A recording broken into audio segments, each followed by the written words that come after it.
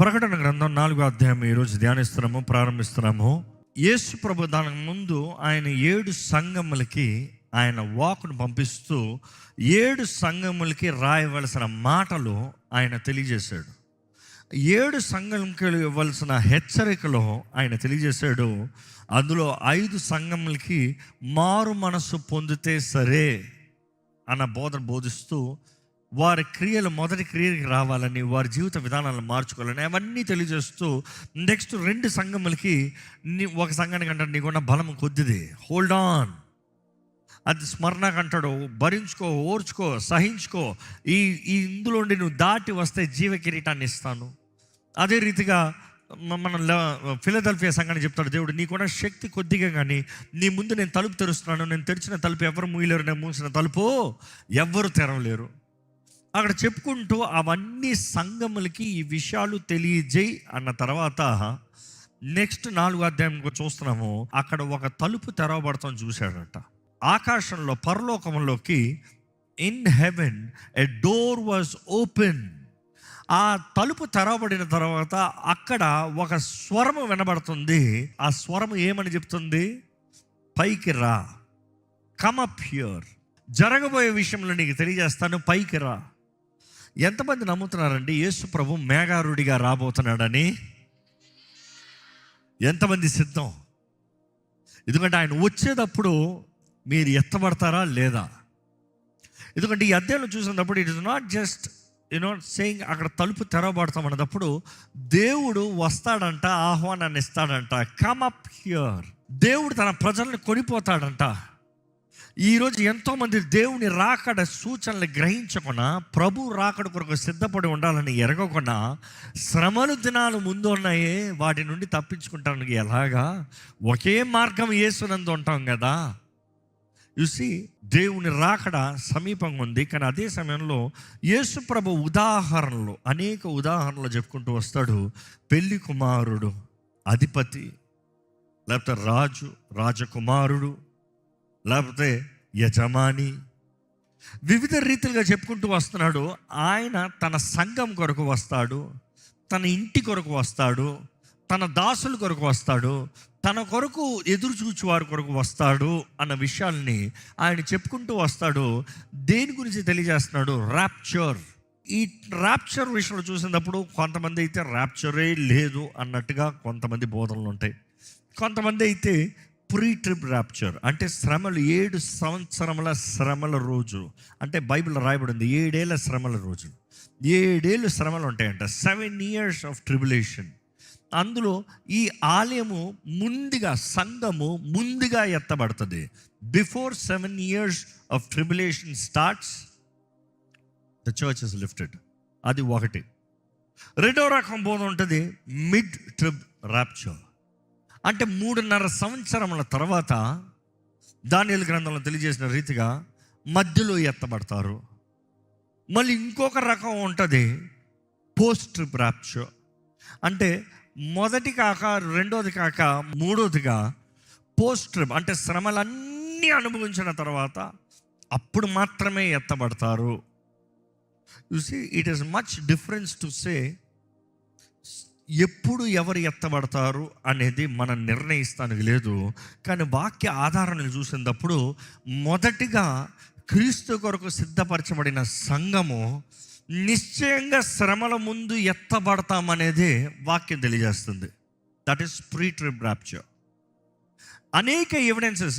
ఇప్పుడు నన్ను అడిగితే ఏది రైట్ అంటే 3 రైట్ అంటాను. కానీ జాగ్రత్త, నువ్వు క్రీస్తు కొరకు సిద్ధపడిన సంఘంగా ఉన్నట్లయితే 7 సంవత్సరాల శ్రమ ముందే ఎత్తబడతావు. లేదు నువ్వు మధ్యలో ఉన్న వ్యక్తి అయితే దేవుడు కొంతకాలం శ్రమ పడిచిన తర్వాత, లేకపోతే శ్రమల్లో నిన్ను ఉంచిన తర్వాత, కొంతమంది ఎప్పుడు మారుమనసు పొందుతారు తెలుసా? ముందు సిద్ధపడరంట. ఎందుకంటే మొదట ఎత్తబడిన తర్వాత అరే అందరూ ఎత్తబడ్డారు, నేను విడిచిపెట్టబడ్డానే. శ్రమలు ప్రారంభమయ్యాయి. అయ్యో నేను సమయం ఉన్నప్పుడు సరి చేసుకోలేదే, నేను బుద్ధి తెచ్చుకోలేదే, ఇప్పుడు నేను మారుతాను. ముందు మారటం సులభం, ఈ శ్రమల్లో వెళ్ళాల్సిన అవసరం లే. ముందు నువ్వు ఇప్పుడు లోకంలో అనుభవించే ఈ శ్రమలంతా లెక్కే కాదు, అప్పుడు అనుభవించే శ్రమలకి. కానీ ఇందులోకి వచ్చిన తర్వాత ఇప్పటికే ఇది భయంకరంగా ఉంది, అప్పుడు చదువుతానంట వాక్యం. రాబోయే శ్రమల నుండి అయ్య బాబాయ్ నేను ఉండలేను, ఇప్పుడన్నా నేను బ్రతుకుతాను దేవుని కొరకు, అప్పుడు ఎత్తబడతారంట.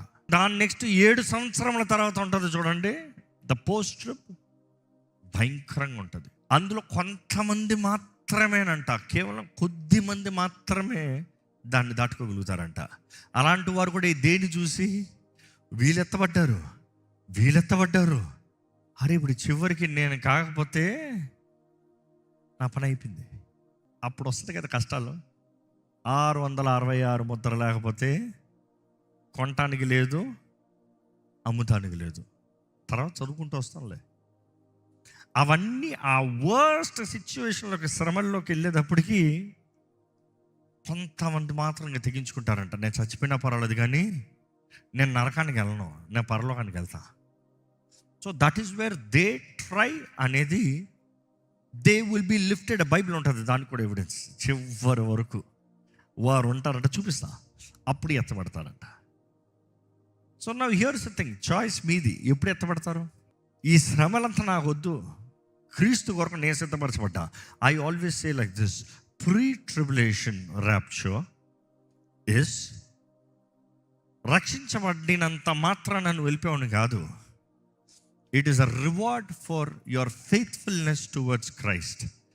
క్రీస్తునందు నువ్వు చూపించిన నమ్మకత్వాన్ని బట్టి, నువ్వు నమ్మకమైన వ్యక్తిగా ఉన్నావు కాబట్టి, నీ జీవితంలో నువ్వు దేవుడికి నమ్మకంగా ఉన్నావు కాబట్టి దేవుడు నిన్ను తీసుకున్నాడు. అది నమ్మకమైన వారికి.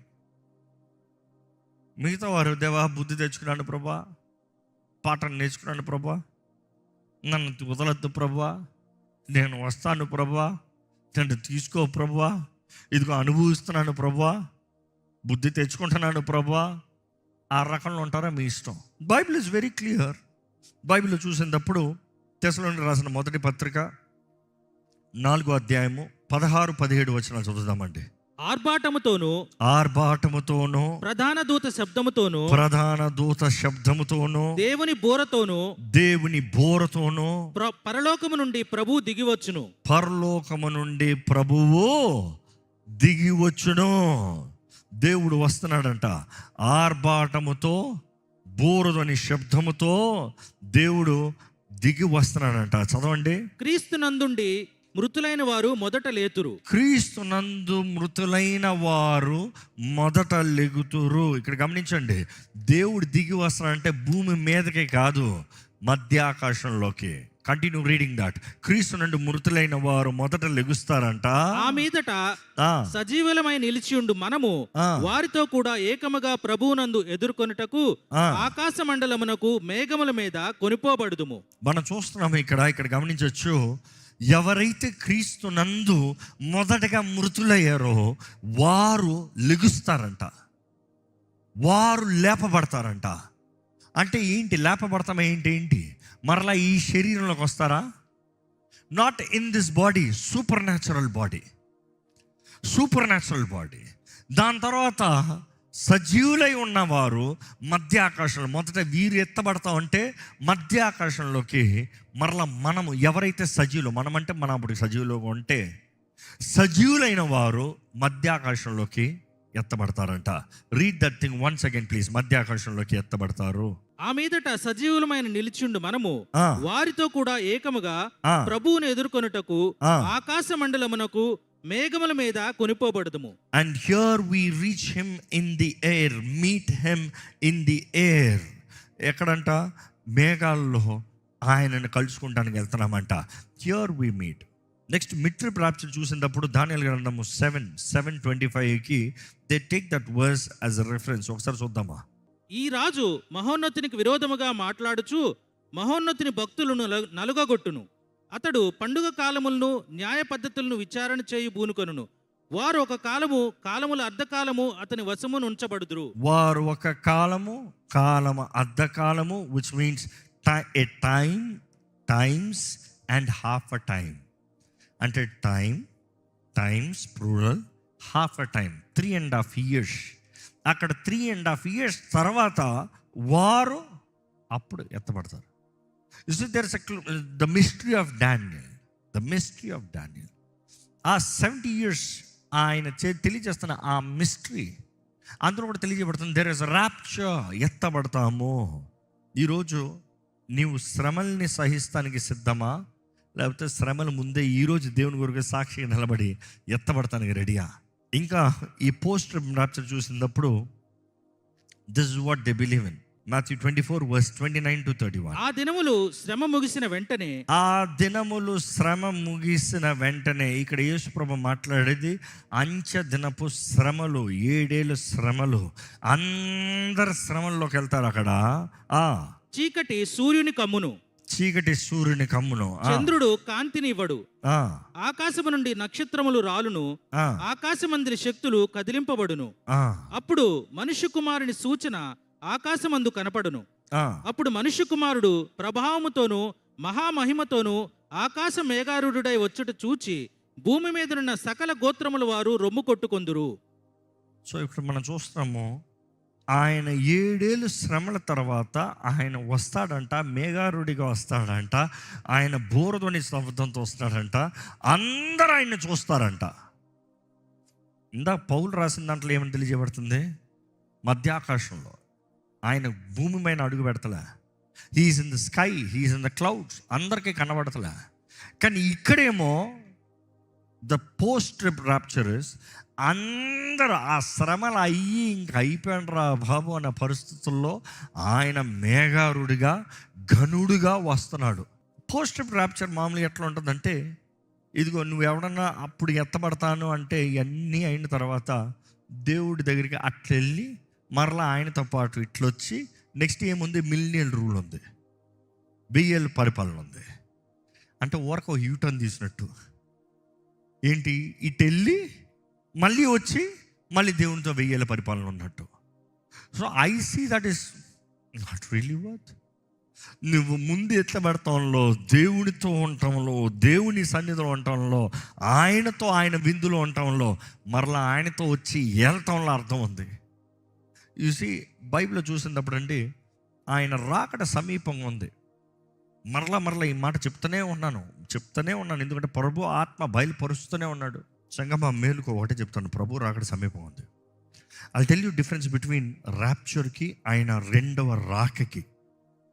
ర్యాప్చర్ అన్నప్పుడు ఆయన మధ్యాకాశంలో వస్తాడు, నేల మీదకి భూమి మీద కాలు పెట్టాడు. ఆయన రెండవ రాకడ అన్నప్పుడు ఆయన భూమి మీద కాలు పెడతాడు. He will step in to the mount of olives, అక్కడ అడుగు పెడతాడు.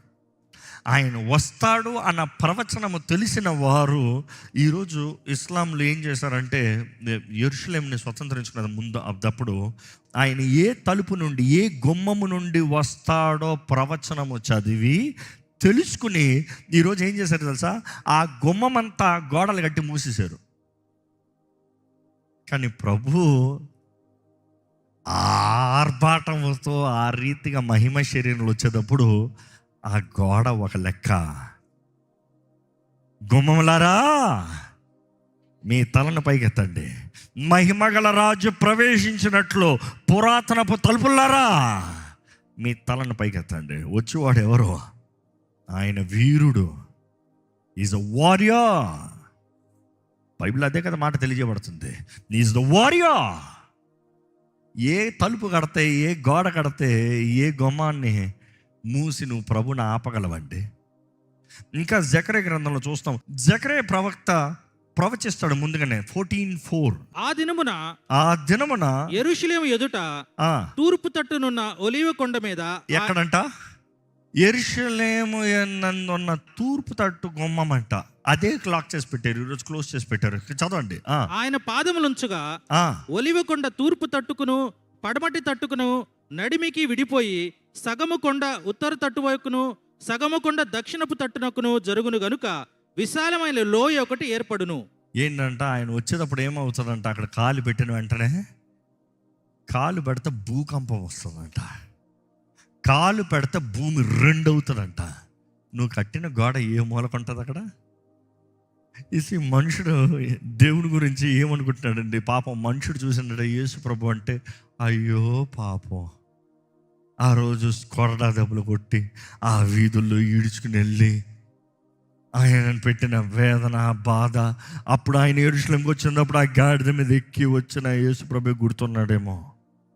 ఈరోజు రాజుల రాజుగా, ప్రభుల ప్రభుగా ఆయన రానున్నాడన్న విషయాన్ని నువ్వు గ్రహించగలుగుతున్నావా? So rapture, I would say firstly him coming into the clouds. Second coming is coming onto the earth.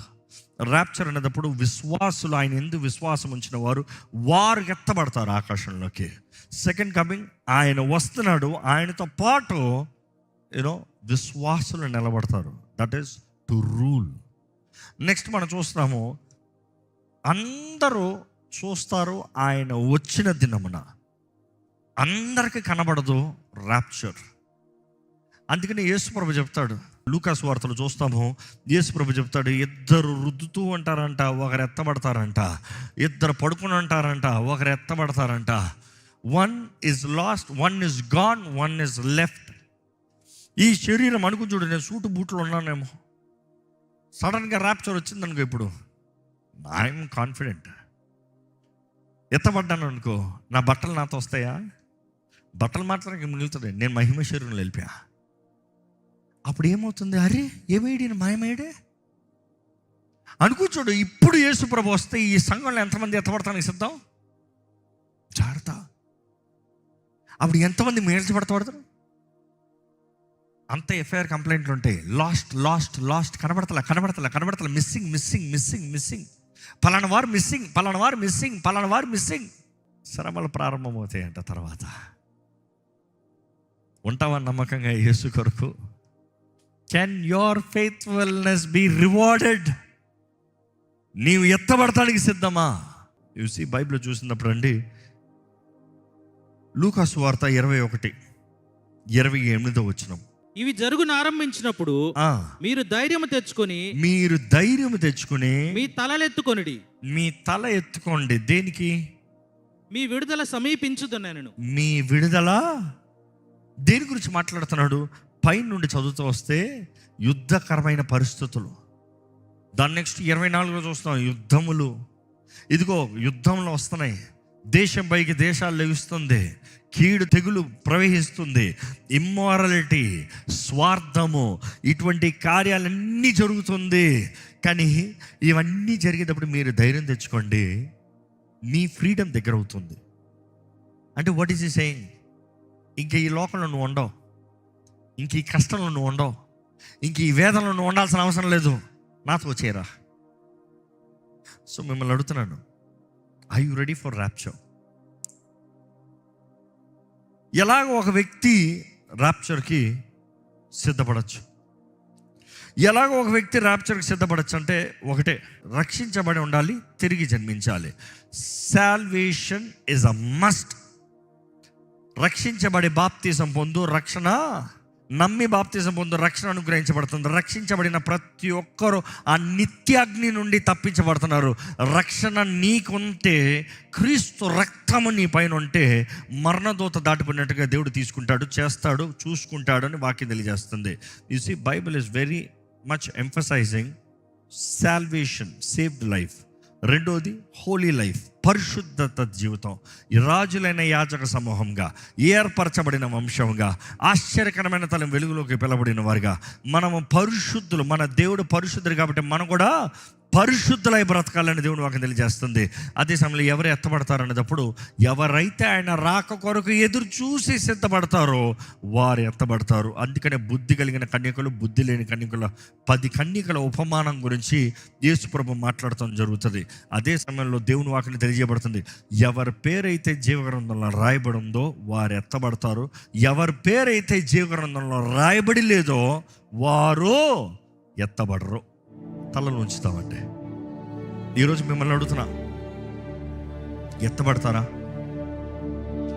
ఆ రాజ్యంలో ఉంటారా? ఇదిగో నీ కొరకు త్వరలో రానున్న యేసు ఉన్నాడు. కన్యకల ఉపమానం జ్ఞాపకం చేసుకో. బోరధ్వని శబ్దం వినబడుతుంది, పెళ్లి కుమారుడు పిలుపు, ఆహ్వానం అనుగ్రహించబడుతుంది. బుడ్డిలో నూనె కలిగి సిద్ధపడి, అలంకరించబడి సిద్ధపడిన కన్యకలు మాత్రమే లోటుకెళ్ళారు. అలంకరించి సిద్ధపడినా కూడా బుడ్డిలో నూనె లేకపోతే వారు విడబడ్డారంట, వారు ఆలస్యంగా వచ్చి తలుపు కొట్టారంట, కానీ తలుపు తెరవబడలే. డోంట్ థింక్ నీకు ఎప్పుడు ఈ అవకాశం ఉంటుంది, ఎప్పుడు ఈ స్వతంత్రం ఉంటుంది, ఎప్పుడు ఈ చాయిసెస్ నేను ఎప్పటికైనా చేసుకోవచ్చులే అని విర్రవిగొద్దు. అవకాశం ఉన్నదప్పుడే దేవుడు నాకు తెలియజేస్తుంది, కృపాకాలము దాటిపోతానికి ముందే, దేవుని ఉగ్రత ఈ భూమిపైకి వస్తానికి ముందే నీ జీవితాన్ని సరిదిద్దుకో, భద్రపరుచుకో. Is your life ready? నీ జీవితం సిద్ధమా? నీలో పరిశుద్ధత ఉందా? నీవు క్రీస్తు కొరకు రెడీయా? ఈరోజు జాగ్రత్త సంగమా, మేలుకో, మేలుకో. ప్రభు రాక కొరకు సిద్ధపడుండు, మేలుకో. ఎటు అడుగు, ఏసయ్యా నీ రక్తంతో నన్ను కడిగయ్యా, నన్ను కడిగేసయ్యా, నన్ను పరిశుద్ధపరిచయ్యా, నన్ను పవిత్రపరిచయ్యా. నీ రాక కొరకు సిద్ధపడిన వాడిగా నేను చెయ్యయ్యా. నువ్వు ఏ గడియలు ఎలా వస్తావో తెలీదు. దేవాక నువ్వు వచ్చేటప్పుడు నేను సిద్ధపడి ఉండాలి.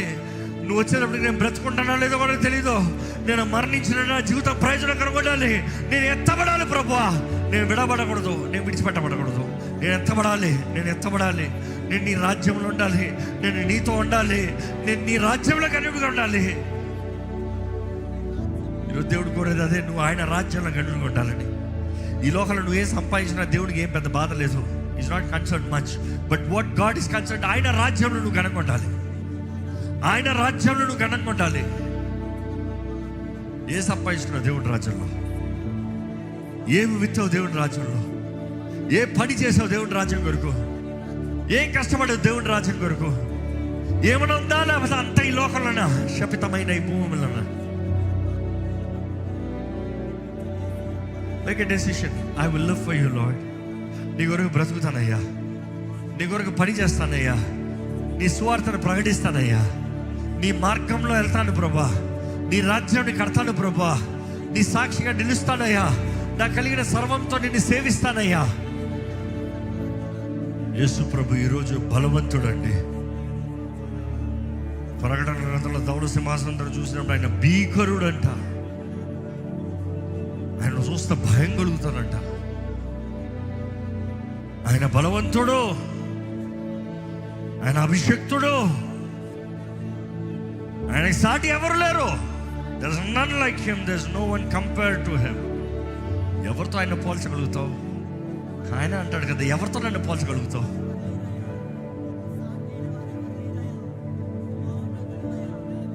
ఈరోజు నువ్వు దేవుని చేతిలో సమర్పించుకుని, can you worship him? Can you worship him?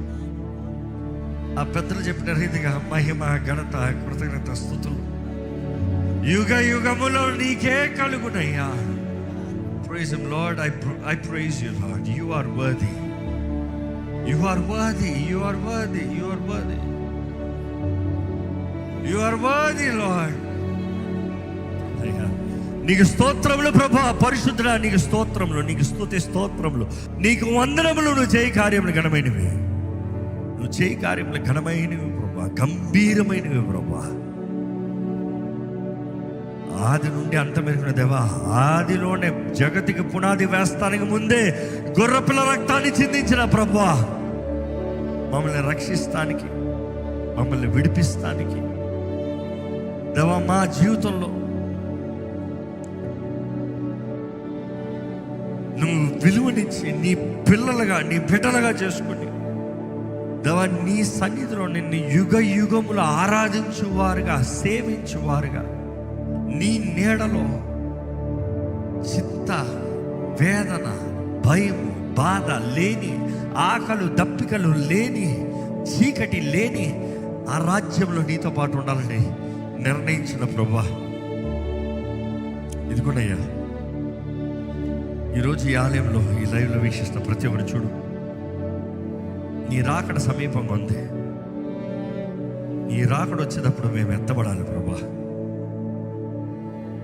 నీ రాకడలో దేవా మేము ఉండాలి ప్రభా. నువ్వు సంఘం కొరకు వచ్చేటప్పుడు మేమందరం ఎత్తబడాలి ప్రభా. విడబడిన వారికి ఎవరు ఉండకూడదు. అయ్యో ఆ ఉగ్రతలు మాకు వద్దు ప్రభా. నీ కోపాగ్నిలో మేము ఉండకూడదు ప్రభా. దేవుని ఉగ్రత అనేటప్పుడు మేము అనుభవించకూడదు, మేము నీ విశ్రాంతిలో ఉండాలి. ఇదిగో ప్రభా, ఈరోజు మా జీవితాల్ని, మా దేహాన్ని పరీక్షించుకున్న వారుగా, మాకివ్వబడిన అవకాశాలను, తరుణాలను గ్రహించుకున్న వారుగా, నీ కృపలో నీకు అంగీకారంగా జీవించేవారుగా, నిన్ను గణపరిచే సాక్ష్యము కలిగిన వారుగా దేవా ఈరోజు కూడా ఉన్న ప్రతి ఒక్కరు చేయి. నిన్ను ఆరాధిస్తూ, నిన్ను మహిమపరుస్తూ, నీ బిడ్డలుగా సమర్పించుకున్న ప్రతి ఒక్కరు చూడు. ఇంకా ఎవరైనా ఇక్కడ ఇంకా పాపపు బంధకాల్లో ఇరిక్కిపోయిన వారు ఉంటే ఇప్పుడే పరిశుద్ధాత్మ అభిషేకము ద్వారంగా ప్రతి బంధకము తెప్పబడునుగా కాక ప్రకటిస్తున్నాను. అపవాది కట్టడలన్నీ తెప్పబడేవాడు కాక ఇప్పుడే సంపూర్ణ విడుదల చేస్తున్నాము కలుగునిగా ప్రకటిస్తున్నాను. Lord, I speak your deliverance right now. మనసులో విడుదల, శరీరంలో విడుదల, కుటుంబంలో విడుదల, జీవితంలో అన్ని విషయాల్లో నజరేయుడైన యేసు నామములో విడుదల కలుగునుగాక. It is children's bread. అయ్యా బిడ్డలుగా నువ్వు ఇచ్చే రొట్టె ప్రభా, విడుదల ఇది మా సొత్తు ప్రభా. విడుదల కలిగి బ్రతకాలని నువ్వు కోరుతున్నావు అయ్యా. ఇదిగో చూడు, ఈరోజు నీ ఆలయంలో ఎలాంటి వారు వచ్చున్నారు, మెరుగున దేవుడు. ఓటంలో వచ్చినవారు, బలహీనతతో వచ్చినవారు, దిగజారిపోయిన స్థితిలో వచ్చినవారు అంటే ఒక్కసారి ఆదరించుకో, హత్తుకో, నీ ప్రేమను కనబరచు. నేను ఉన్నాను, భయపడద్దు అని చెప్పావు కదా, ఆ మాట జ్ఞాపకం చేసుకుంటున్నాం. భయపడద్దు, భయపడద్దు, భయపడద్దు అన్న మాట ఈ రోజు ఇక్కడ ఉన్న ప్రతి ఒక్కరికి పలకబడుచుడుగా, ఎవరెవరైతే నేను నమ్ముతున్నాను, నాకు యేసయ్య అంటే చాలంటున్నారో దేవా, వారి జీవితంలో సోర కార్యములు జరుగుడుగాక. దేవా, నీ వాక్యాన్ని నమ్ముతున్నామయ్యా, నీ వాక్యము సత్యమయ్యా. అనేక మంది రచయితలు కలిపి రాసినా కూడా పరిశుద్ధాత్మ దేవ, నీ ఊపిరి, నీ శ్వాస, నీవు ఇచ్చిన వాక్ ఇది. అందుకే నేను స్టార్టింగ్ నుండి ఎండింగ్ వరకు ఒకే పిక్చర్ బిల్డ్ చేస్తుందయ్యా. దేవుడు మమ్మల్ని ప్రేమిస్తున్నాడు, దేవుడు మమ్మల్ని చేసుకున్నాడు, దేవుడు అపవాది వాడు అనుచరులకి రావాల్సిన శిక్షణ ఇచ్చి మమ్మల్ని ఆయన రాజ్యంలో పెట్టుకున్నాడు. నూతన భూమి, నూతన ఆకాశంలో నిత్యం ఆయనతో పాటు జీవించినట్లుగా చేస్తాడనేది దేవా మేము నమ్ముచున్నాము ప్రభా. నీలో ఘనంగా జీవించే కృపను మాకు దయచేయమని ప్రభు యేసు నామములు అడిగి వేడుచున్నాము తండ్రి. ఆమేన్, ఆమేన్, ఆమేన్.